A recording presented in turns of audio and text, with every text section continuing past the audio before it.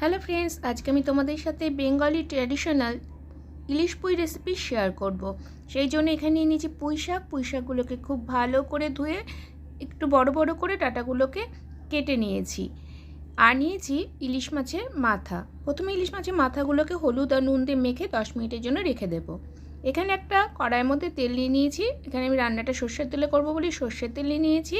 এবার এতে দিয়ে দিচ্ছি হলুদ আর নুন মেখে রাখা ইলিশ মাছের মাথাগুলোকে। এবার এই ইলিশ মাছের মাথাগুলোকে লাল করে ভেজে তুলে নেব। এই দেখো মাছের মাথা ভাজা হয়ে গেছে, এবার এগুলোকে তুলে নিলাম। এবার মাছ ভাজা তেলের মধ্যে দিয়ে দিচ্ছি কালো জিরে 2 সেকেন্ড মতো তেলের মধ্যে নাড়াচাড়া করে এর মধ্যে দিয়ে দিলাম পেঁয়াজ আর লঙ্কা বাটা। এখানে 4টা কাঁচা লঙ্কা আর বড় সাইজের একটা পেঁয়াজকে আমি মিক্সিতে পেস্ট করে নিয়েছি। দিয়ে দিলাম স্বাদ অনুযায়ী নুন আর হলুদের গুঁড়ো। খুব কম মশলায় খুব ভালো একটি রেসিপি যদি বানাতে চাও তাহলে অবশ্যই কিন্তু এই রেসিপিটা একবার ট্রাই করো। এবার মশলা খুব ভালো করে কষিয়ে নেব। এই দেখো মশলা থেকে তেল বেরোতে শুরু হয়েছে, অর্থাৎ মশলা ভালো করে কষানো হয়ে গেছে। এবার এতে দিয়ে দিচ্ছি কেটে রাখা পুঁইশাক। আবারও বলছি পুঁইশাকগুলো খুব ভালো করে ধুয়ে কেটে নিতে হবে। এবার মশলার সাথে পুঁইশাকগুলোকে এইভাবে উপর নিচ করে প্রায় 3 থেকে 4 মিনিট মতো নাড়াচাড়া করে নিলাম। এই সময় গ্যাসের ফ্লেম লোতে রাখা আছে।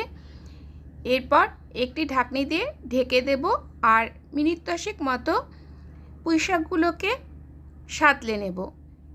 প্রায় 5 মিনিট হয়ে গেছে। এই দেখো পুঁইশাক কিন্তু অনেকটাই মজে এসেছে। এবার এর মধ্যে দিয়ে দিচ্ছি 1.5 গ্লাস জল দেওয়ার পর আবারও ঢাকনি দিয়ে ঢেকে দেব আর পুঁইশাক ডাঁটাগুলো সেদ্ধ হওয়া পর্যন্ত ডাঁটাগুলোকে সেদ্ধ করে নেব।